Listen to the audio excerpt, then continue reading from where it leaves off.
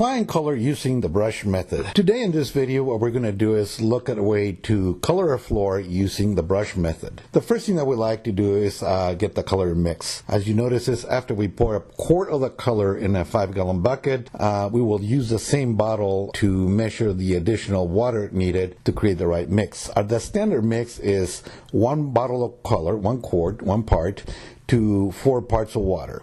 So, and we like to use the bottle because it accomplishes 2 tasks. One, it measures the water exactly, and second, it flushes all the color out of the bottle. And as you can see, he will just go ahead and fill it in several times to get that done. Now, once he has poured the right quantities of water in the bucket, you will notice that the bottle is not totally clear, which means that you have got all the color out of it. That is a good thing because that way you know every quart that you mix has the same amount of color. The next thing we like to do, because the colors come in a concentrate form, is to mix it 2 to 4 minutes with a stick, not high speed, no drill necessary, just a stick just to move it around. The next thing we do is before you put any type of sprayer, bottle sprayer, light sprayer, pump sprayer, whatever size of spray you need, we like to filter the color. They come in concentrates, and sometimes they have some particles that can actually flow through the hoses and clog them up. And there is nothing more frustrating than being applying color, enjoying the moment, and suddenly your sprayer gets clogged up or starts spraying crooked. So therefore, for every time we fill the sprayer, we go ahead and filter the color into the sprayer itself. And we like to use a 5-gallon bucket because it's a lot easier to control the color, and we can mix as much quantity as we want to.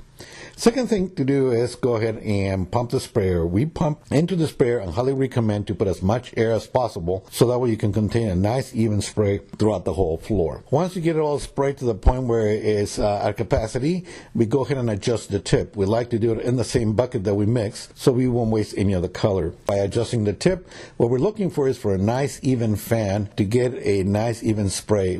Next thing we do is we like to broom the floor one more time before we start applying color to remove whatever dust or rock or whatever might have been on the floor that happened between the time it dried and the time we put color. We're going to now go ahead and put the first pass of color. As you can see is we're using the brush method, so we basically just create a large puddle away from the walls so we don't have to cover the walls or overspray them.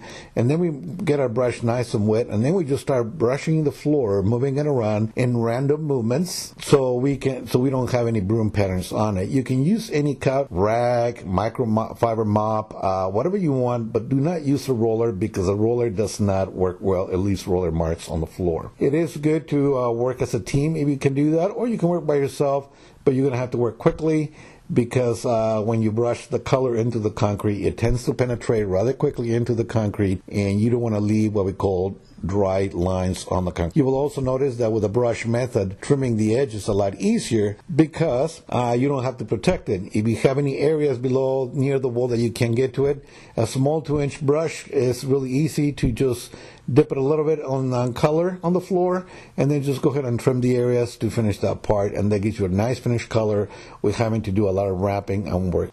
Okay, now that we have got that area, what we do is we just continue in a certain motion all the way through the floor, applying color to the floor with a pump sprayer, and then brushing the edges, and then moving forward through the whole floor. Then again, I would like to repeat that you do not want to allow the color to dry before you apply the next section of it because it does leave a dry line and it's kind of hard to remove once you get that one on the concrete itself. It's good to either work with 2 people or just work small areas at a time so you can get the color going. By the way, the more color that you put on the floor, the wetter it will remain. So if you're working by yourself, just soak a lot and move it, and then soak some more and move it, and so on and so forth. You can also adjust the tip of the sprayer so it doesn't spray so lightly. If you're working by yourself, I would make it a little heavier in that part to allow you more wet time so it won't dry. Then once we get all the floor sprayed, what we do is basically just allow it to dry. We like to let it dry for at least enough time, 1-2 hours, so that we can actually physically walk on the color without actually sticking to it or moving paint around with our shoes. Allow it to dry, and then you come back and do your second pass. Now that the color is dry, before you walk on it, touch it with your hands. If you get nothing in your hands, you're good to go. With the color remaining that you have, just do a light overspray with a pump sprayer pump at high pressure, and just slightly overspray the whole surface of the concrete to allow some of the color to flow on its own and give it a more natural look. And what it does also, it reduces any type of line work that might have been left from the brush marks and things of that sort. And that gives you a more muted, more even floor look, adds a little more character to it, and the floor makes it look a little better. Now that it's all done, we like to let it sit there for about 12 hours before we will apply any sealer to the floor. These are water-based colors, and it takes time for the water and the color to evaporate.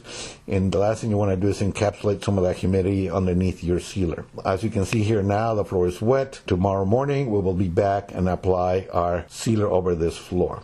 Here's another example of how to apply the brush color using, this is a fawn color. This is the same color that we used in the previous part of this video. Customer here wanted a more distressed look. This is going to be an old wine cellar in a very old home, and they're going to be painting the walls white after we get the floor done. And what we wanted to do was show more of the character of the cracks and the effects of the floor. Then again, the character of the concrete, as you can see, is not an even gray, so all those variations of gray underneath the fawn color look really great, and allows you to show a more of a traditional all piece of concrete with color in it.